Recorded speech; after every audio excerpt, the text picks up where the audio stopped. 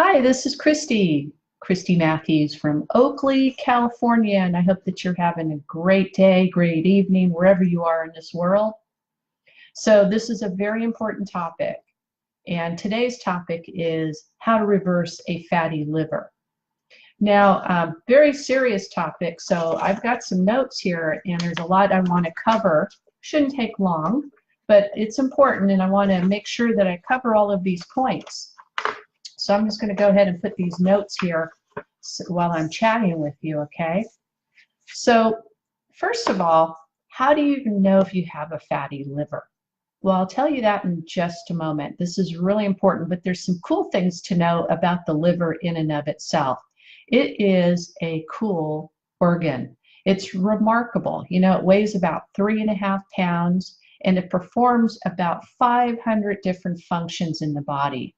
It does immune control, it controls digestion, it detoxifies chemicals and the buildup of proteins, and it does a lot more than that.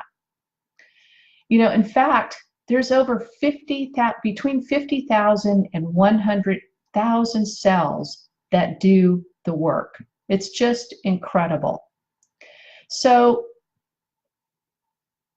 the other thing that's worth noting is that you can have up to 90% of your liver, it can be damaged up to 90% before you would even have symptoms knowing that you have a liver problem.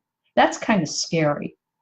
But let's go ahead and talk about how this happens. You know, another way of saying that is that, in other words, a small percentage of your liver can carry out all of the functions it needs to carry out. It won't be working all that well, but before you know that you're sick. So let's talk about some of the symptoms of what a fatty liver is, because really the only way you can confirm if you have a fatty liver is if you have a CT scan or an ultrasound, and that's how they found mine. They were looking for something else. I didn't go in with a complaint of liver problems.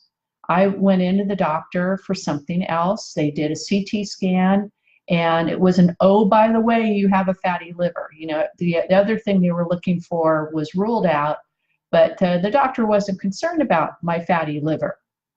And the reason is that half the population has one, so they just kind of call it baseline normal. Well, it's not normal. So here are the symptoms of a fatty liver without you going in to the doctor and having some diagnostic testing. So bloating. If you're bloated all the time, more than likely your liver is fatty. Right shoulder pain. If you have yellowing of the eyes, jaundice. If your palms are itchy or the soles of your feet are itchy, that can be an indication of liver dysfunction. And of course, the protruding belly.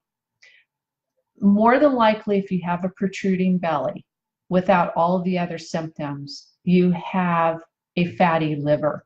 In fact, your liver can be dysfunctional and not show up on a blood test.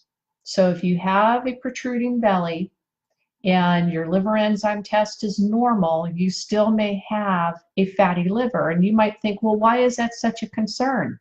Well, I'm going to explain to you, because there are 3 stages of liver damage. And let's go through. The first one is inflammation.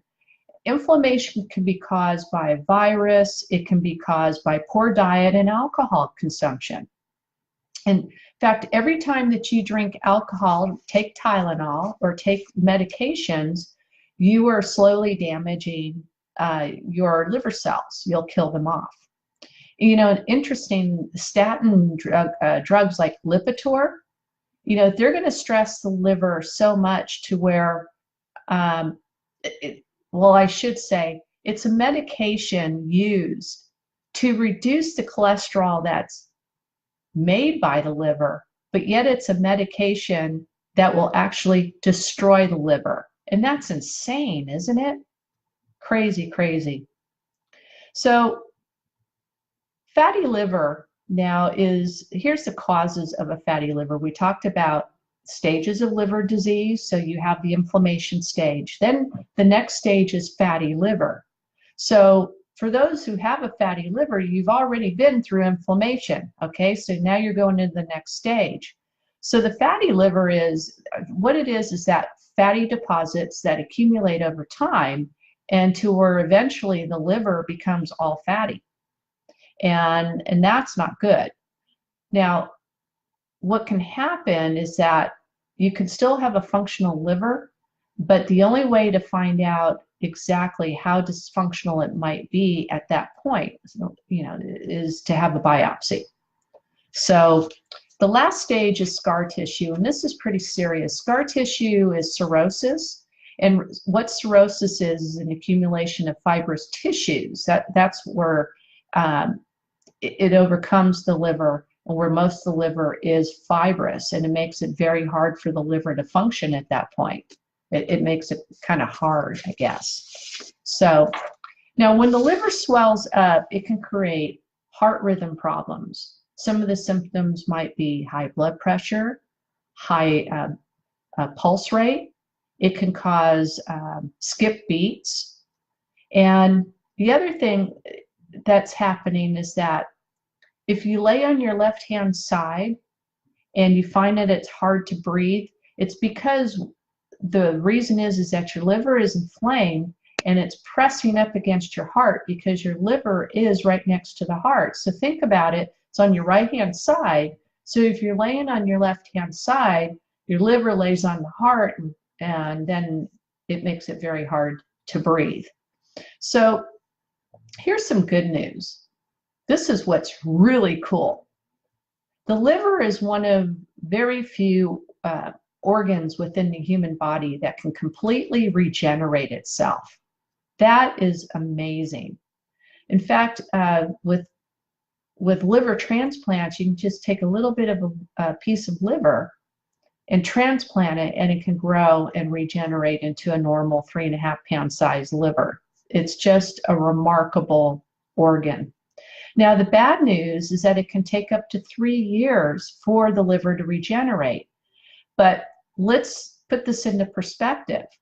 When you're told to put everything into moderation, drink moderately, take Tylenol, whatever the case, every so often, and you have liver, you know, fatty liver, it's not going to heal up anytime soon. Because every time you take a drink, you take some Tylenol, you take your medications, it is stressing the liver for another 1 to 4 days. So if you're never giving your liver a break, it is never going to get better. And having a moderately poor diet is not going to help either. So in order to heal the liver, you got to go with the gusto and go all in on healing mode. And the only way it's going to heal up is to have an accumulation of healing. All right. So here's what you must do. You must do to heal your liver is no bad food, no alcohol, and very, very limited medications. I know that you may have to take some medications, and that just might be the way it is, but be very careful about what you do take. If you don't have to take Tylenol, something like that, don't take it, okay? Now, the best way to heal your liver, nutritionally wise, is to eat bitter vegetables. And the more bitter, the better. And the reason is that they're very high in vitamin A and vitamin B, which is what your liver needs. Now, these kinds of vegetables are cruciferous vegetables such as collard greens, mustard greens, kale, spinach, radishes, Brussels sprouts, garlic. Those are very, very good, and you need to consume a lot of it. In fact, kale shakes is a very popular thing to have because you can fill up a blender full of kale and whirl it up and drink it, and you can sweeten it with a little stevia so that it's not so bitter. The other thing is to consume about 7 cups a day of green vegetables, and that is very, very good for detoxifying the liver and giving it the nutrition it needs to heal. Now, deep fat fried foods are not good for the liver. However, some good fats are needed for the liver. And those good fats are like coconut oils or even butter. And what you're looking for are oils that are medium chain triglycerides, MCTs. You probably are hearing a lot about that nowadays with, you know, the ketogenic diet craze and all of that now. MCT is in, and it's very, very good for you. In fact, coconut oil can take high heat, and it's a very good oil to cook in, and it doesn't seem to stress the liver, and neither does butter. Butter is really, really good. Now, I might say that it's best to get grass-fed butter, and organic sources are also very important. But if the budget is very tight and you have to make a decision, go with the coconut oil and regular butter. Okay.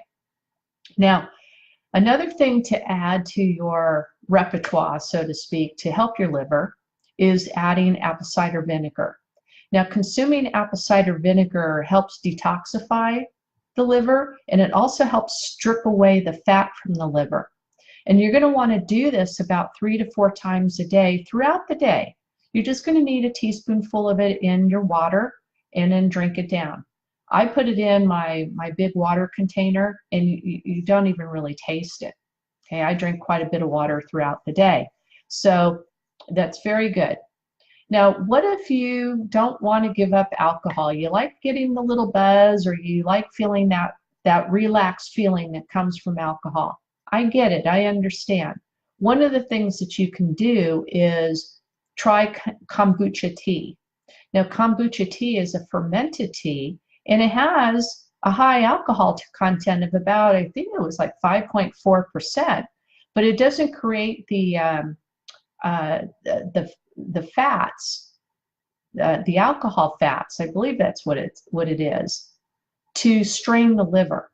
It's very good for the liver, actually. So if you're looking for that relaxing effect from alcohol, try kombucha tea, and you want to make sure it doesn't have a lot of sugar in it. Okay, it's very important. Make sure very, very low sugar. So to conclude this video, and I hope that you got some value from this, because this is a very, very important topic. The most important thing you're going to want to do is make sure you get those green vegetables in. And if you're not one for green vegetables, find a way to drink them. Blend them and put stevia in them, because it's going to be the best way to get your liver healed. You don't want to end up with a diseased liver. And if you're really serious about healing your liver, you got to go all in and be really aggressive about this. No alcohol, stay off the medications, avoid Tylenol. Go as limited amount as you can on medications if you have to take them. And be patient. It's a timely process. Like I said, it can take up to 3 years. It's a lifestyle change. So if you already have the symptoms of a damaged liver, you might say that you've used your lifetime credits of having fun, so to speak, and of a poor diet and all of those things, and you're kind of overdrawn on the credit side of that. So take control of it and be very aggressive about taking care of yourself, and it will start to show, and you will feel better. That I can assure you, because I'm the living proof of it, and I'm going through that myself. And it's a dramatic change in a lot of things that have happened since I started down the path of healing my liver. So folks, I hope that you got some value out of today's video. And if you did, would you please share it with somebody else who may get some value from it as well? I hope that you have a great day, a great evening, and thank you for joining me, and I'll see you next time. Bye now.